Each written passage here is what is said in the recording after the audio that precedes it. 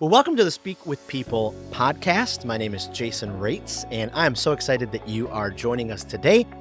As you may remember, this podcast exists because words matter, and we believe healthy communication is oxygen for our relationships and our leadership.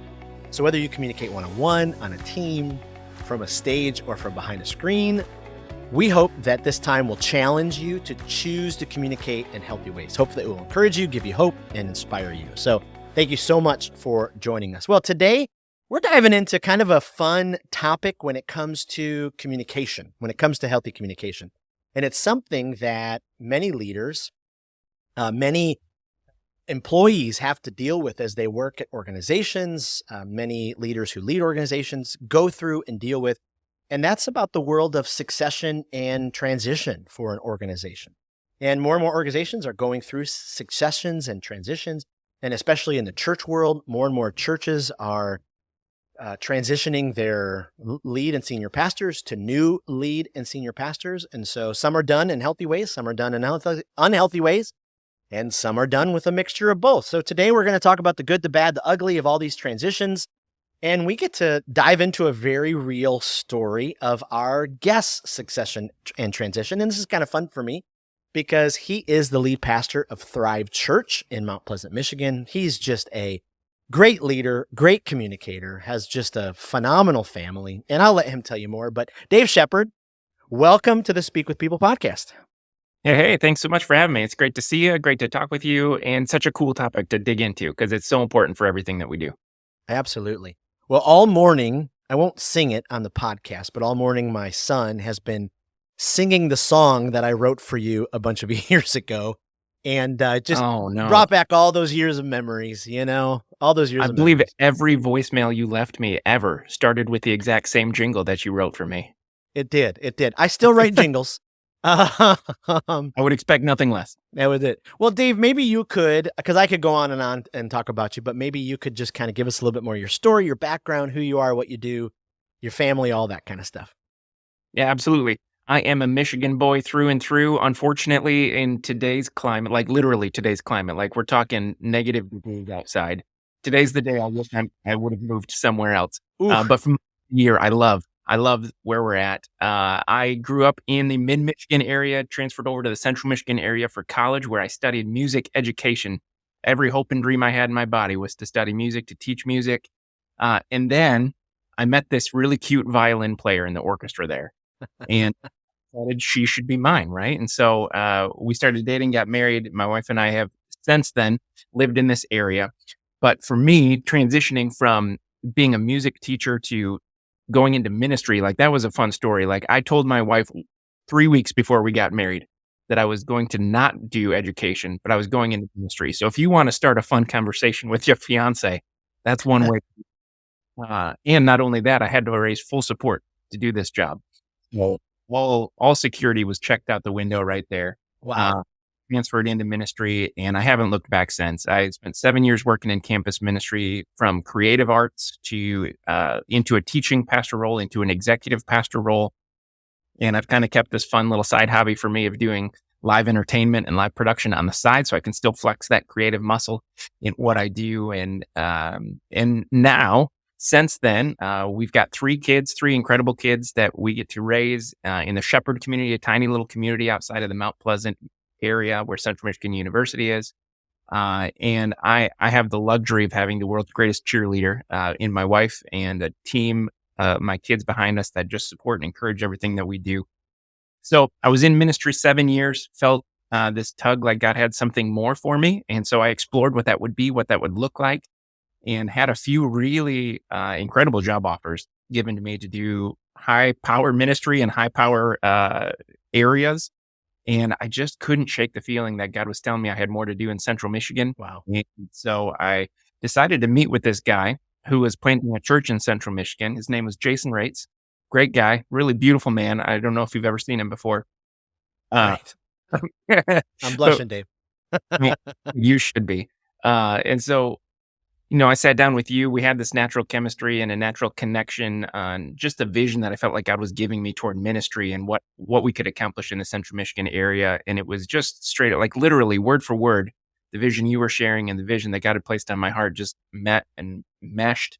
And now 7 years later, I'm still here with Thrive Church and living the dream now as lead pastor here and getting to shepherd this community toward whatever God brings us to next. It's pretty fun. Wow. Wow. Oh, I can remember that meeting like it was yesterday, sitting down at Cheers, not really quite knowing, okay, what is this all about? And just kind of getting to know you. And then by the end of the meeting, I was like, I think Dave just told me we're hiring him and he's coming on our team. You were like so Jedi. It was like such The great phrase you used was Jedi mind trick. Yes. That's what it was. But that meeting, I mean, it was so much fun. It was So one great. part office references and one part church vision. And That's like right. that, those are my 3 favorite things all in one place. Yeah.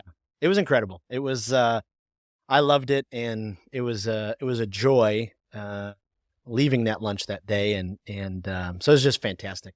Well, this episode I really wanted to dive into this topic of succession and transition because you've lived it. Like recently I listened to a Carey Nieuwhof podcast episode where he and Shaw Morgan were talking about, all the churches. I mean, Saddleback just went through this, and so many churches have gone through these succession and transitions. And so for me, it still feels pretty fresh, even though it was a couple years ago. And so it might not be as fresh for you because you've lived it every single day, since all that's happened. But we have an interesting relationship because I was the founder and, kind of started the thing. And now you are the successor and taking it, in the path and the direction where God's, called you to do. So I guess I thought this conversation would be helpful to pastors and business leaders who are going through this kind of transition or who will go through it at some point. So maybe you're transitioning to a new job and you have to learn how to communicate with your new team or your new boss or the people in your life to make the transition. So there's so much to this. So Dave, I thought we'd just kind of jump right in. What was the succession like for you? Kind of take us, into that story a little bit so we can just kind of get your feel about, how that all kind of came about. Yeah, absolutely. Now, when we did it, when transitioned from your leadership of this church into mine, we were in the midst of 2020, right? So transition was the name of the game. Like it was a year of transition. It was a year of change. It was a year of unexpected, unpredictables, and so it was almost kind of funny. Like what's one more transition to add into the mix here, right? As you shifted out into a new role, as I shifted in, we even changed locations as a church at that same time because of different restrictions that the state had in place. But the transition between you and I think was pretty seamless and actually worked pretty beautifully because of the fact that I was already on this team. I had already built rapport with this church and with the leadership team that we were working with. At that point, I was executive pastor, and so I was already overseeing the staff team. And so it was a natural connection that we had moving there, and I was a regular part of the teaching team, and so I was a familiar face up on stage. So that part of the transition, I think, happened pretty naturally and pretty easily. But I think, the moment came when you and I had our first conversation. We would have been remote at the time, right? Where it would have been summer of 2020. Nobody's in person, nobody's meeting together. And I remember the conversation we had over the phone where you just kind of laid out, hey, here's what's going on. Here's what I'm looking at. I think this may be leading toward a transition and toward a succession. And you straight up said to me, I think you're the guy, which I think in that moment, I either wet my pants or I needed to excuse myself for a minute in some way, shape, or form. But I think it was a good gut check moment. Like this was a moment where I'm like, okay, I need to really evaluate what does God have for me next? What does this look like? How do we move forward in this? Because moving from a second chair position into a first chair position is a big transition. That's a big shift. Yeah. When you're in the second chair, you have the luxury of if something goes bad, there's still somebody else you can point to. If there's a hard situation that you don't want to deal with, or that maybe is a little bit above you, you have somebody else you can lean on. Yep. Or if there's moments where you have to really check vision of, is this really where we want to go? There's somebody to bounce that off of. And now to shift into that position where the buck stops here, all that weight, all that pressure, all that responsibility now falls on you. That's a big change. And so I processed through that with my wife. I processed through that with my family. Just constant words of encouragement just kept coming to me. And so I felt through prayer. I felt through those conversations and through my relationship with you and the things we work through together. Like this is exactly what we need to have happen so that we can carry forward the vision, the ministry, the culture of this church without changing it, without sacrificing that, but to carry it forward into phase 2, really what it looks like to move into the next chapter. And what does it mean to carry that forward with the same vision, same goals, same objectives, but a new leader in the front seat. And so, I feel like for me, it was probably a year and a half into this transition before I really started to feel like, oh, okay, I'm starting to gain momentum. I'm starting to get a feel for who I am in this leadership role, what this looks like to lead this organization. And then momentum started falling. And so, I think transitions, we underestimate how much time they're going to take. Right. We think, I'm going to jump in and, in this case, you moved states. And so it's not even like you're still there and you're coming forward and speaking from time to time, but just stepping back. Like it was an abrupt change to do that. And we think, okay, abrupt change, here we go, we're off to the races. But it takes time to build those relationships. It takes time to develop your leadership potential. It takes time to step into that moment and feel those visions that God's flooding into you for how do you move this forward? How do you lead teams? How do you do this? And how do you do that in such a way that both honors the person who left before you and honors your church or your organization as you move forward to let them know that they're valued, that they're loved, that these relationships matter. Because when a leader transitions, I think sometimes we think, you know what, we're leaders. We love change.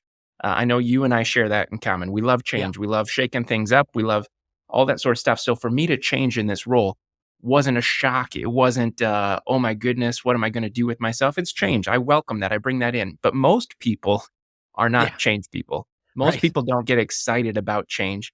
And especially in a relationship, the only relationships we're excited to lose are the ones that are toxic. Or the ones that are hurtful. And so to have a relationship with somebody that we love dearly, somebody who's led us for years, and now to be shifting that into a new person, into a new role, it's a process and it takes time. And I've never looked back. I think it was clear for both of us that God was leading this through. We knew it needed to happen and how to carry it forward. But I think there are so many things that you just could never be prepared for until you actually experience it firsthand. Absolutely. For years as a leader, I've just tried to always present possibilities and situations to people, even if they didn't see them coming or thought they were ready. Like it's just one of the joys that I have, where I'd be sitting in the front row and I'd be like, hey, it's your turn to go do the announcements or whatever. And they're like, what are you talking about? I'm going to kill you.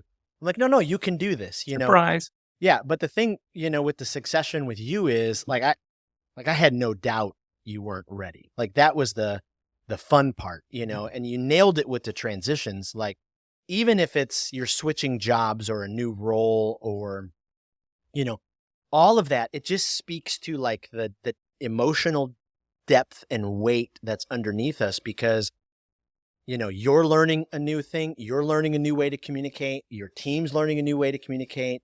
The people that you lead are learning. So you just nailed that. It just takes time. And for me, on the other end, it was crazy because I knew down deep I wasn't going to be in Central Michigan forever, and the tough part for me is like I wanted to because I still look back and I'm like, oh my goodness, what an amazing culture, what an amazing community of people that God brought together and we got to be a part. I'm like, it's just kind of a dream world. But I also had this I just knew that, okay, I had missed, being in a bigger climate and culture and those kind of things. And so the joy of like having those early conversations for me was like, I know he's the guy. Like this is, this is so fun. And on the other end, for me, it's fun to watch how God works through those moments because you were feeling that tension like this isn't where I need to be forever. There's something more. And I'm on the other end experiencing the tension of I've been given offers somewhere else, but I felt like God was saying, no, there's more for you to do here. Exactly. And so the way that he could work through that moment, I think it was just made it so clear that this is what needed to happen and how we could play it out. Yeah, absolutely. It was, do you think you were ready? As you go back, I know we're kind of walking back in the past, but as you had those first conversations with, your wife and then, those closest to you as you're going, okay, should I step into this?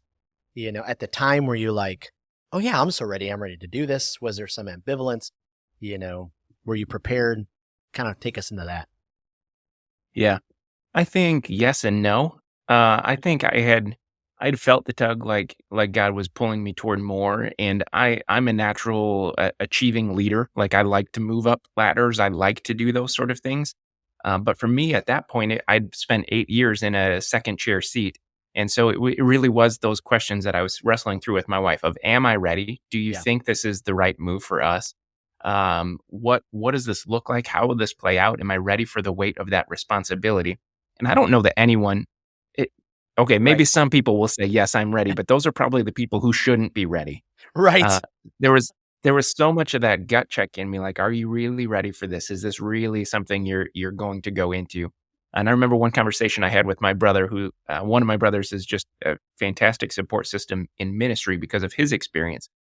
And he just straight over the phone was like, "No, no, this is your moment. You step into this, you run. This is where God has you. So here you go." And that voice of encouragement, those people speaking life into me, even the church here, this community of going, "No, no, no, I think you're the guy." It was just I couldn't have walked away if I wanted to. Yeah. Yeah. It was fantastic.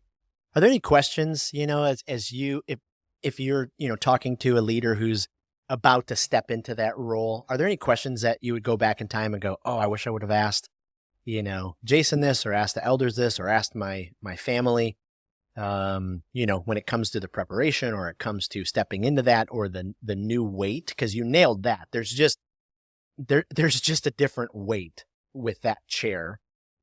As much as some people will say, no, they're all equally, boy, there's just a different weight. So are there any questions that you would go, hey, make sure you ask this?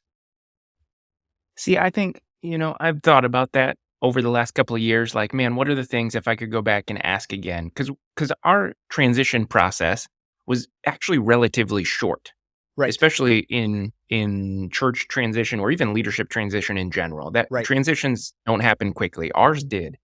And there were still even times in our quick transition where I'm like, boy, that felt like it took forever.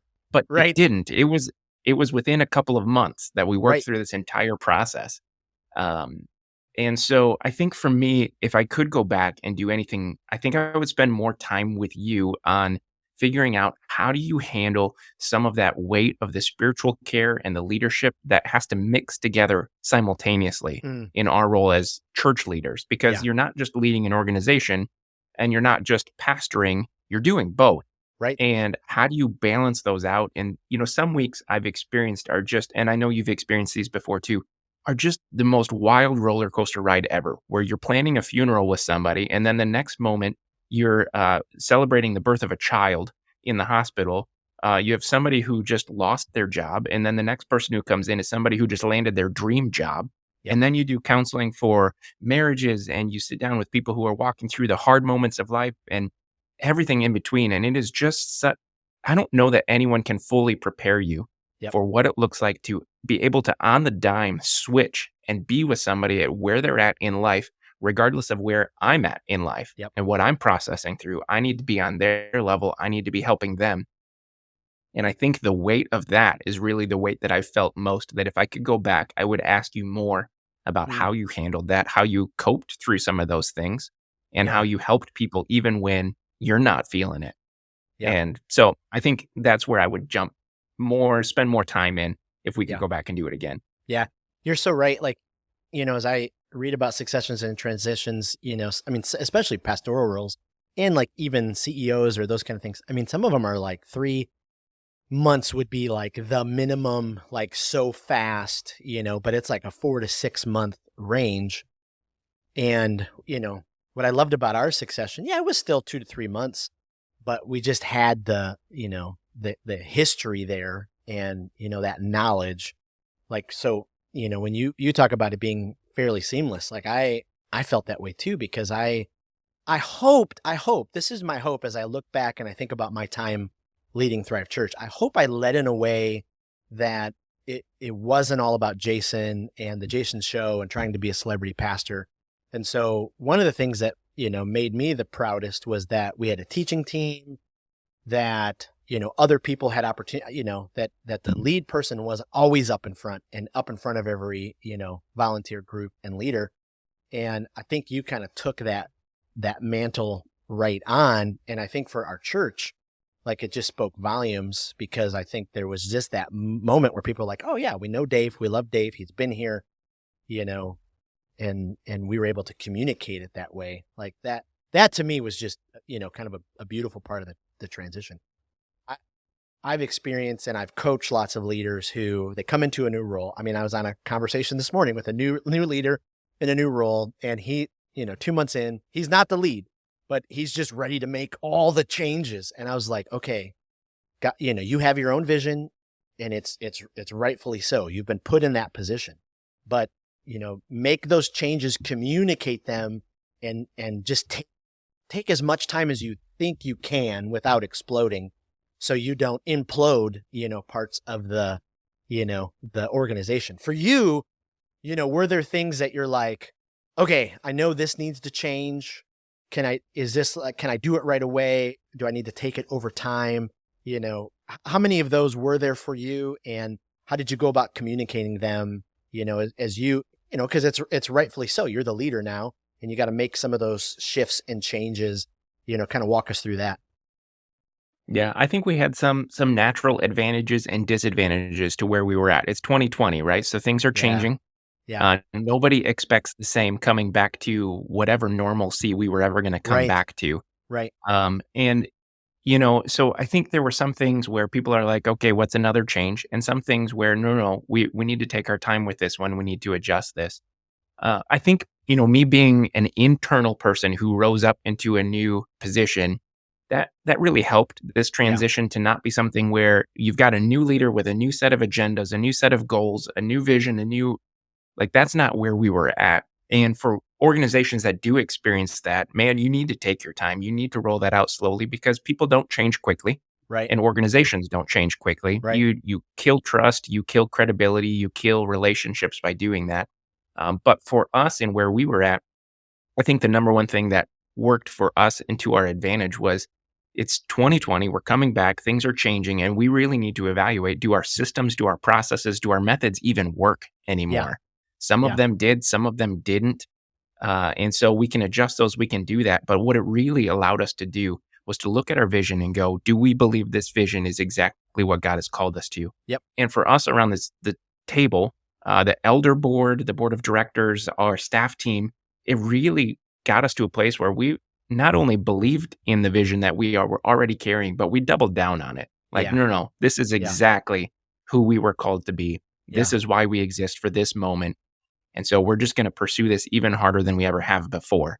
And that, I think, helped the transition, and it helped people to buy in inside of the church too, because they weren't now forced to face something new. Right. They're, in fact, just being reminded of what they already know and why we care so passionately about it. Yeah. Yeah. It was definitely a blessing that we could make the transition from an internal point of view. I know churches and organizations go through it where they bring in outside people, and everybody's, you're like picking which one. And so it was really great that it worked out that way. Not to sound selfish or prideful, but I just think it would be helpful. Are there things that, you wish I would have done differently, said differently, things that, succession and transition leaders, well, you got to definitely do this, because I'm trying to help some of those practical steps for leaders kind of going through it. And, as you went through it, are there anything on your list that it's like, yeah, if that wouldn't have happened, that would have been good? No, that was a good thing.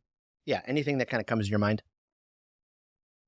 Well, at first, I think, your greatest weaknesses were that you worked too hard, you cared too much, and you were invested into your job. Right. Right. You got to back to our office references, right? Your Yes. greatest weaknesses, also your strengths. No, I think, this one is probably more specific to pastoral successions than it is for other organizations, though I think there are still things that can apply from this. But when you pastor somebody, you're walking through life with them. Yeah. Not just in front of them teaching. You're not just casting vision. You're doing life with people. You get to know their intimate details. You walk through hills and valleys with people. And sometimes when you get in those positions and we have a pastoral succession change, it feels like that pastor isn't just leaving the organization, they're leaving me. Oh, yeah. And Yeah. and so I think that was one of the things that I think when I look at this and look back at our transition, I think one of the things we probably could have spent more time doing is some of those baton handoffs with people Yep. individually a little Yep. bit better. I think we did a good job publicly. I think we did a good job from stage of transitioning and even just peeling back the curtains on the process. We did a good job of being transparent and vulnerable through that. But I think Boy, that's if good. I go back and think, boy, could we do something better if we went back and Yeah. redid this again? I think more time with the two of us communicating face to face with individuals like, hey, I know we've walked through this together. And for you to Yeah. go, hey, we've experienced this, but here's Dave. Like Dave is going to walk with you. He's going to be there with you every step of the way. I'm not leaving you high and dry. I'm leaving you with this guy. Yep. And I think, not that you did a poor job of that. I don't think that in the slightest, but I think there are always Yeah, for that sure. we could have done more of That'd have been those huge. things to help people to know that personally, more than just an organization, but personally, we're caring for you through this transition. Yeah. Yeah, absolutely. The family component is just, and that's in the podcast I referred to a little bit ago. We'll put it in the show notes, but they talked about just that succession because you feel like you're a family and you're losing that family member. And yeah, for sure. That would, and that would, as a deep feeler, as a 4 on the Enneagram, that was the hardest part for me because I know of people who were, very let down by me. I mean, relationships that are still not anywhere near where they were. And that's difficult. Even if, as I feel like I've spent a couple of years trying to repair some of that. Oh, I wish. I think it's even more difficult for somebody like you who's a deep feeler because you're also grieving the losses that you're walking away from while also simultaneously supposed to be helping other people process and heal through their grief. Right. And that's a hard position to be in. Yeah. And so I think that was one of the other things. I think if I could go back and again, like I think one of the other things that we really had to navigate, and you and I worked through this a couple different times, sometimes more gracefully than others in our transition, was learning what does it mean to have a balance between for you as the transitioning out guy, how do you support and encourage and be a resource, but also give space to let me lead and make the decisions I need to. And I think there were times that we nailed that and other times where I think we both misfired in those areas. And so I think there's always a better balance that we could figure out. And I don't know that there's an answer to that. I think it's specific to the people who are transitioning of what that looks like and how they can work together. But I think that's another thing that if we could go back and redo or figure out quicker, boy, that would have been awesome. Oh yeah. No, I think of the one misfire and I think the misfire, I think you led pretty graciously through it. You're right. You nailed it. Like we're all dealing with the grief and then we're dealing with the new world. And, I had moved and then, parts of my family are still really involved and engaged, at your church now. And, I'm dealing with, new setup and grief. And yeah, one of those situations, definitely 99.9 plus 0.1%, 100% on me, where I can still pinpoint the field I was standing in as you and I were talking and kind of working through that, that kind of yuck and mess. And I just appreciate that you, took the time to be able to walk through it. And I've tried to, learn kind of that balance of, how do you support from afar? How do you still, because I'm, unbelievably proud of you and Thrive Church and the leadership and the new day. But then, how do I still be unbelievably proud of when I was there and, looking at that? So, yeah. And on our end, it's the same thing, but in reverse. Like, how do we continue to celebrate you and what you did to help set us up for where we are and what you're doing now, but without also living in the past in such a way that we can move forward? Absolutely. And there's a delicate balancing act to be found through there. Yeah. Well, if you don't put up a gold statue of me at the hub offices, then I don't know how I can ever move forward.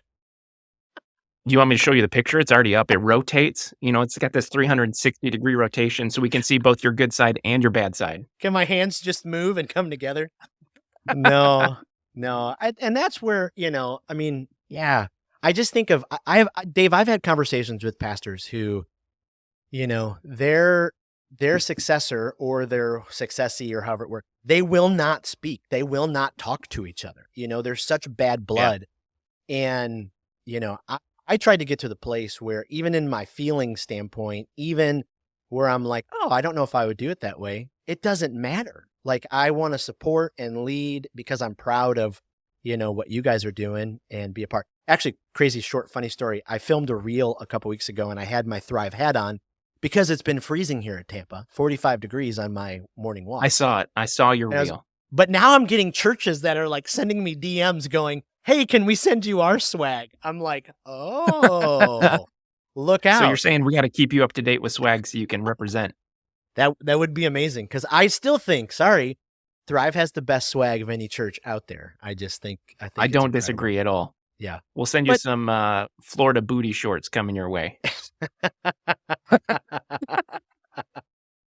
I love it. I think, if there's any advice I would give, especially if you're staying in a relationship with people, like I think you and I have done a pretty good job of, our texts, our calls. We don't let way too much time. I mean, we had like one little gap where it was too much, but I was transitioning again from a church, which that's a whole other story for another day. But I think that's so important. So important.